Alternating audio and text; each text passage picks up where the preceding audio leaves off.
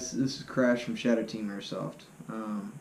Got some requests to do some gun reviews and kit reviews, kind of showing what we've been using.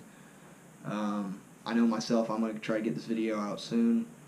I've been putting it off, I'm lazy, I'm sorry. I'm going to be going over my custom Mk18 Block 2, which was built for me by Foe the Airsofter, also known as Forrest Hannon.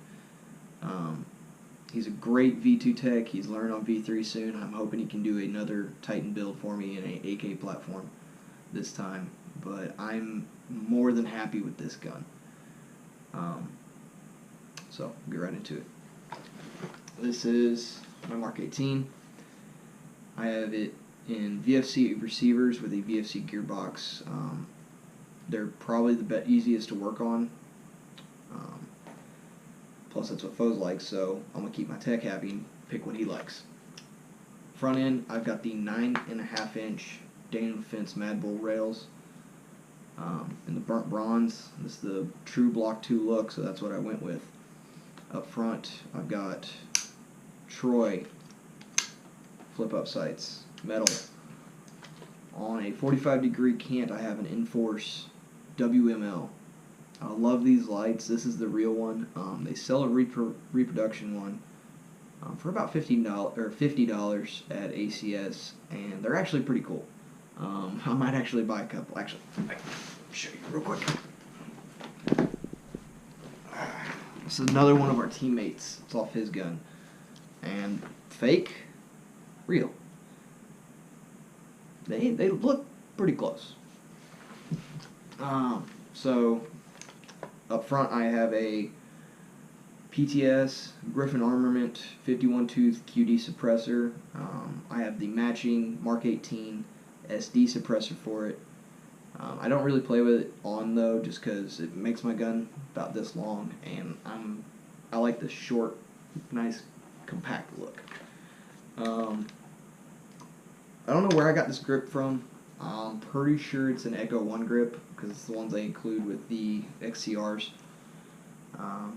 It's just got a good, nice texturing, so when I'm mounting up on my rifle, it gets me a good, nice hold. I prefer the stubby grips over the long, which you can't get the same grip in long. Don't ask me where you can buy it, because I don't know. Moving back, I've got a Magpul Sling adapter on. Now, as you can see, I've got a single point here and this one here. I mount my sling here and here, so I've got the benefits of a 2-point where I can move it around, but I also can let it hang like a single point and be able to lift back up. Another benefit, since it's in 2 places, it doesn't bounce around like a single point does. If you've ever tried to run with a single point in front of you, they'll slap you in the dick and it sucks. Going back from there, I've got a PTS EPS. These have a ton of battery room. You can fit 3 batteries in the stock, and if you're clever, you can fit a fourth in your buffer tube. And say you're going to a big AMS or Milson West game, battery for days. You won't have to worry about it. Moving down, I just have a standard M4 pistol grip. I am going to change this out soon, just because they're kind of wonky on the motor alignment. I'm going to get a PTS EPG, just because they feel nicer. They've got nicer ergonomics to them, so they feel better. Moving to the top of the rifle, I have my GMP replica ACOG. It is a 4X magnification, fixed power, so I can't change it, but I'm not always looking through this thing. So I'm not just walking around looking down my sight all the time. I love this thing because I can see you hiding behind grass. If I'm going to like places like Nashville or Hellhounds or ACS, if someone's hiding behind a piece of cover and if they stick out their shoulder or something, I can pick them off. I've picked off people just sticking their shoes out at Nashville.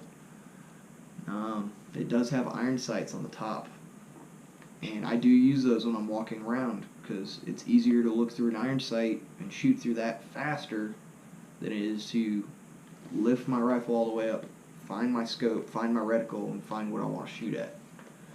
A lot of guys are like, oh, you don't need a 4X, you don't need a 4X for airsoft, you don't need it. I know a lot of snipers who don't even use 4X. They keep it on like 2X and that's it. I like 4X. You can see what's going on. Not only that, it helps me see like if I'm hitting people. When I played with iron sights or red dots, I had a lot of problem with knowing whether or not I was hitting people, and it did cause some arguments with people. Not saying this doesn't solve all the arguments, because you could be hitting somebody and they're not calling it, and now you know for sure. But that's what I like using. For my magazines, I have two different things from PTS here. I've got the Gen 1 original P-Mags, if you can see that there. And one of my other guns loves this magazine. It's primary mag for that gun.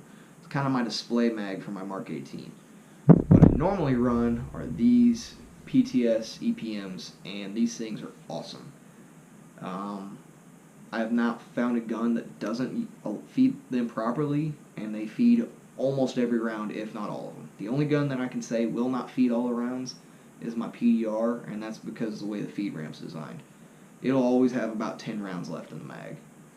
So these things are a little pricey. I think they're around $22 a piece. And get what you pay for, though. I haven't had problems with them yet. But I don't buy them in tan anymore, because last time I went to ACS and played, I lost 2 in one day. So I'm switching to black, because the black's a little easier to find because it sticks out in all the brown.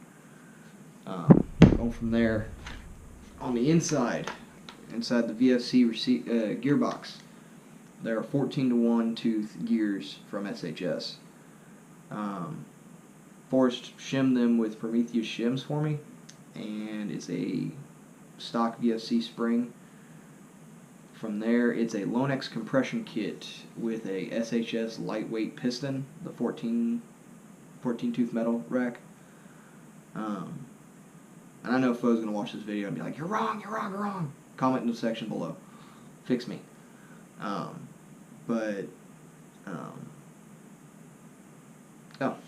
The motor is an ASG 22 TPA. It's a very snappy, responsive motor, which is what this build I wanted. I wanted really good trigger response. Now, to take all those parts and get the absolute most out of them, Forrest installed a gate Titan MOSFET. They're a computerized MOSFET that is programmable. You can just get the MOSFET itself for $90 off of Brill Armory. It consists of 5 optical sensors, and the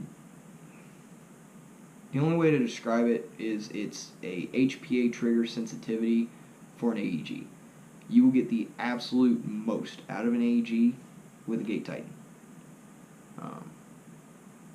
And I'll just show you how responsive mine is because of it.